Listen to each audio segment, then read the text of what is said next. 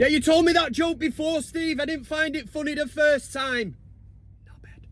How are we doing, everybody? Kev Ashford back in the saddle for the van cam for the road trip here on the biggest Man United fan channel in the land. This is the United Stand. It's your preview for Manchester United against Leicester City in the Carabao Cup. Any news, Kev? Anything been kicking off at Old Trafford? Of course it has, and for once, I say for once, I don't think a lot of Manchester United fans saw this one coming, but Erik ten Hag sacked. You can't, if you want to like try and, I don't know, put a nicer spin on it, he's not been relieved. He's been relieved of his duties. He has been sacked, and ultimately we are in a results-based business, and it's simply not been good enough. I mean, but let's look briefly back at the West Ham result. West Ham, we get beat 2-1, and it left Kev walking away from this one scratching the old head. How did we lose that one?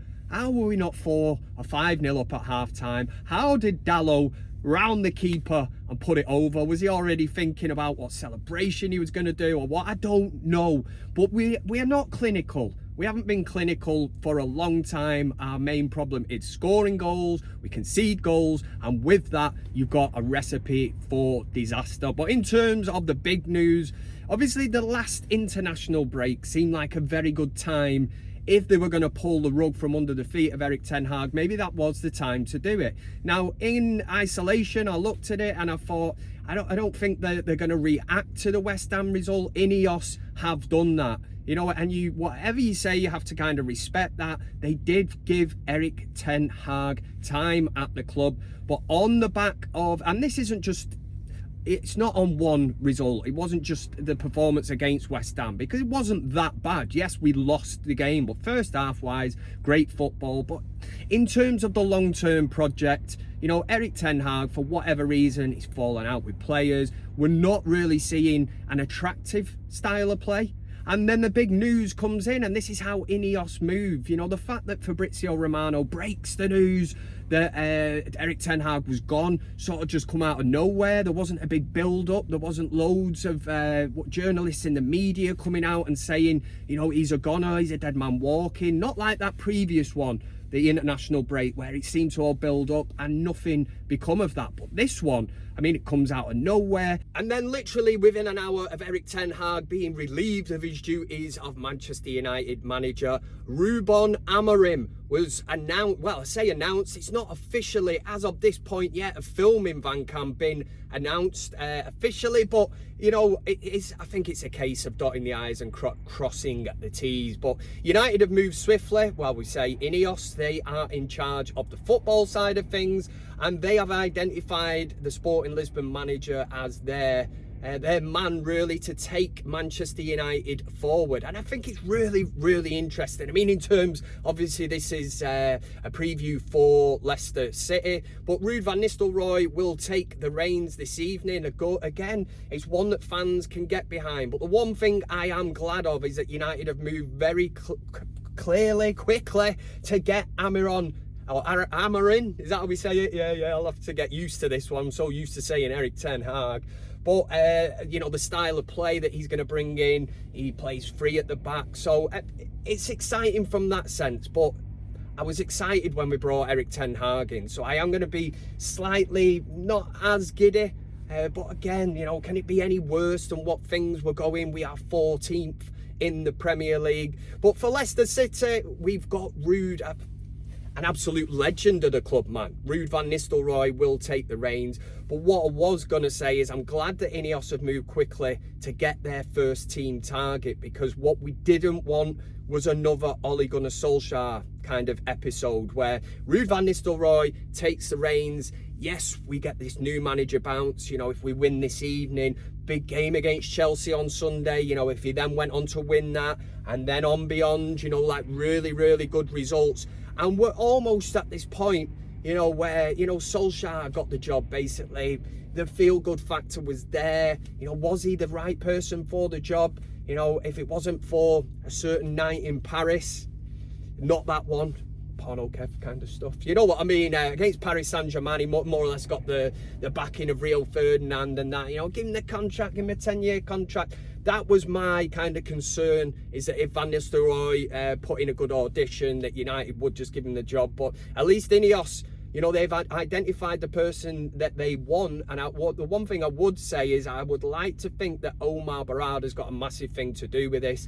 And possibly Amorim would have been a target for Manchester City at the end of the season if Pep Guardiola called it a day. So we talk about best in class. He's 39 years old, and hopefully it will be announced soon. There's a little bit of speculation he could be in the dugout for the Chelsea game. But in terms of this evening, I mean, what players do you want to see? I think it's a really, really interesting one, because Ruud van Nistelrooy will take the reins, but we will have to see. And I think it might tell you a little bit as to what was going on. Ruud van Nistelrooy, we know, was the assistant to Erik ten Hag. So with Ruud getting this full control, maybe just for one game, it could lead into the weekend. It's depending how the process of appointing the new manager is. But Ruud van Nistelrooy, will he throw a few curveballs in this evening? Perfect match for him. It's an absolute free hit in terms of his managerial career, but he gets to manage the team, you know, that he once played for. He is a legend of. It gives an opportunity, maybe, to blood some of the youngsters. We know that Luke Shaw has just picked up an injury, coming back from injury. What's all that about, man? Oh, God almighty. Again, another one on Erik ten Hag. Why did he not address this left-back spot? But you got Harry Amas, who played pre-season. Could this be the perfect opportunity to see what he's all about? Erik ten Hag, when he was in charge at United, said he was a bit young, maybe not ready. Throw him in this evening. It's a home game. You've got the home crowd behind you. It's Leicester City. No disrespect to them. But it's a home game. It's the Carabao Cup.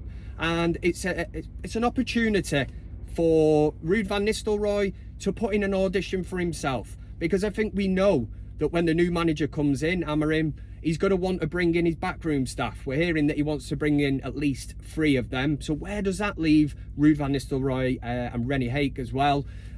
So he'll want to do a good job. And Ruud van Nistelrooy, if he is kept on by the new regime, is certainly a good go-between. He knows these players. He's been in and around them, so he can be that kind of go-between. So yeah, he'll want to put in a good audition this evening to show what he can do. But there's so much this evening in terms of the team. It's a difficult one to call because we're so used to the Erik ten Hag kind of way of thinking. Very predictable, doesn't change his tactics.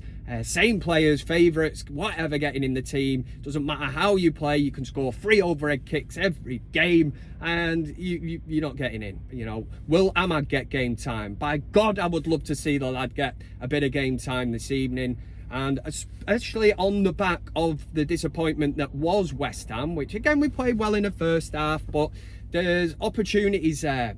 Ugarte is another one. You know, this is a player under Amorim that absolutely flourished at Sporting Lisbon. So you would think, and you look and you think, well, if you can get a tune out of him, because for some reason, was it the regime that bought him? Because Erik ten Hag didn't really seem to play him for whatever reason. So there's a basis of a good team there. In terms of the actual defence, you know, Ruud could mix it up this evening in comparison to what it was last week.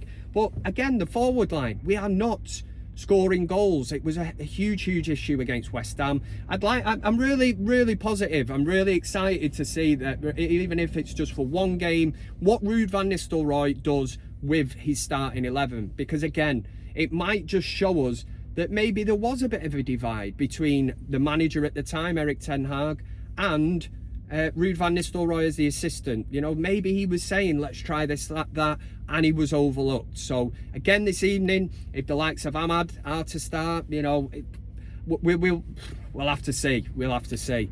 For me, Rasmus Højlund should start because goals, you know, the confidence and that. Joshua Zirkzee, could he get in? A lot of United fans want to see Zirkzee and Højlund start, you know, as a possible kind of partnership. Again, it'd be refreshing if Ruud van Nistelrooy, you know, makes some refreshing changes in comparison to what Erik ten Hag did. But let me know what your thoughts in the comment section. Let me know what you think about the new manager. Are you overwhelmed? Are you underwhelmed? Are you glass half full? Are you glass half empty? And in terms of who you would start this evening, is there any wild cards? Any of the youth team players that you threw? Would you throw in? Amas at left back? Possibly. But yeah, on Luke Shaw, obviously, it's just another injury. And for me, Christian Eriksen, I would give him a rest this evening. I really would. I think he's been brilliant for United this season. Give him a wee bit of a rest. Hey, that's what I do. It's a Derry accent kicking in. That's what happens when you marry somebody from Derry. But enjoy the match. I can't wait to see how this one pans out. Absolutely excited. I think there will be a buzz around the stadium. Obviously, there's change at United. A new era is on the horizon. And also get your score predictions in. Again, until we know the actual team, it's going to be a tough one to kind of call this. But the feel-good factor will be there at Old Trafford this evening. And for United, as always, oh, make sure to finger the like button as well. Come on! United! Yeah!